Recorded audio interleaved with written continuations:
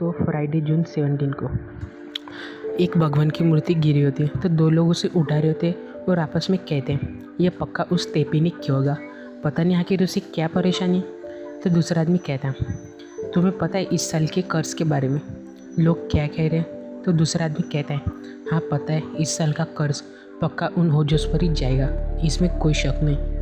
तो जिसके बाद सीन आते हैं CWS के सेंटर में, जहाँ पर कैची के साथ बहुत से लोग जुड़ जाते हैं और साथ ही साथ टोमिटाका टाकोना-सान और डॉक्टर इरिबी और सभी लोग अपने साथ कुछ बैनर्स लाए होते हैं जिसमें लिखा होता है रेस्क्यू सातोगा होजो एंड CWS एक्ट इमीडिएटली। ऐसे बहुत से बैनर्स होते हैं। तो जिसके बाद सभी अंदर आ जाते हैं। तो उनका जो बड़ा ऑफिसर होता है वो कहता है हमारे डायरेक्टर तुमसे मिलना चाहते हैं, पर सिर्फ कोई 3 ही लोग। तो जिसके बाद रिका-चैन, कैची और डॉक्टर इरी जाते हैं। तो कुछ देर बाद शाम हो जाती है, वो तीनों बाहर आते हैं। तो मियोन कहती है क्या हुआ, क्या कहा उन लोगों ने। तो कैची कहता है कुछ खास नहीं, उन्होंने कहा कि वो अपना डिसीजन 1 महीने बाद बताएंगे।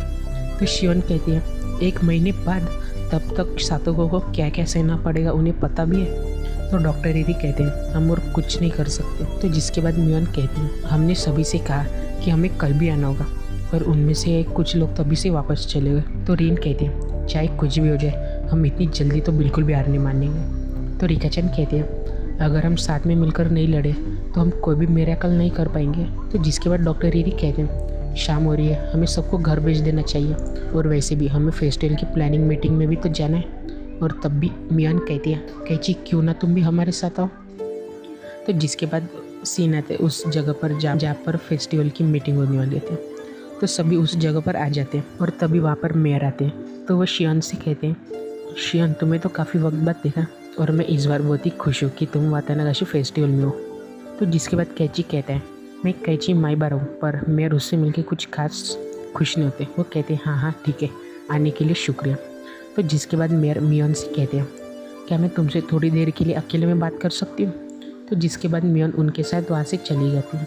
तो जिसके बाद सभी आराम से बैठे होते हैं और तभी मियोन कैची के पास आती है और कहती है कैची प्लीज़ थोड़ी देर के लिए बाहर चलो।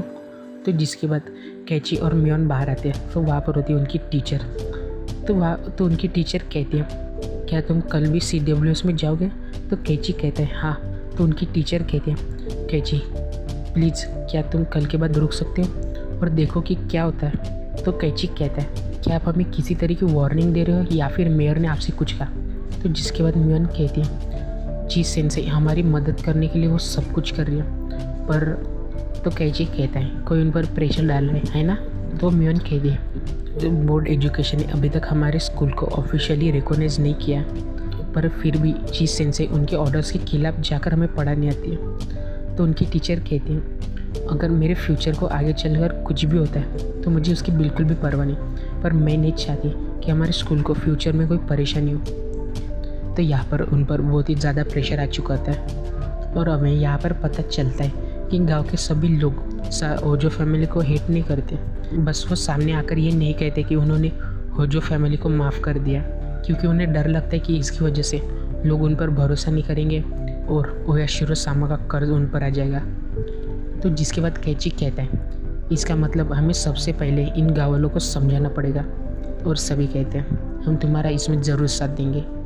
तो जिसके बाद कैची उनकी टीचर से कहता है मुझे पता है आप यहाँ पर क्यों आए थे, पर प्लीज़ हमें एक बार और कोशिश करने दो। तो उनकी टीचर कहते हैं ठीक है जाओ, बेस्ट ऑफ लक।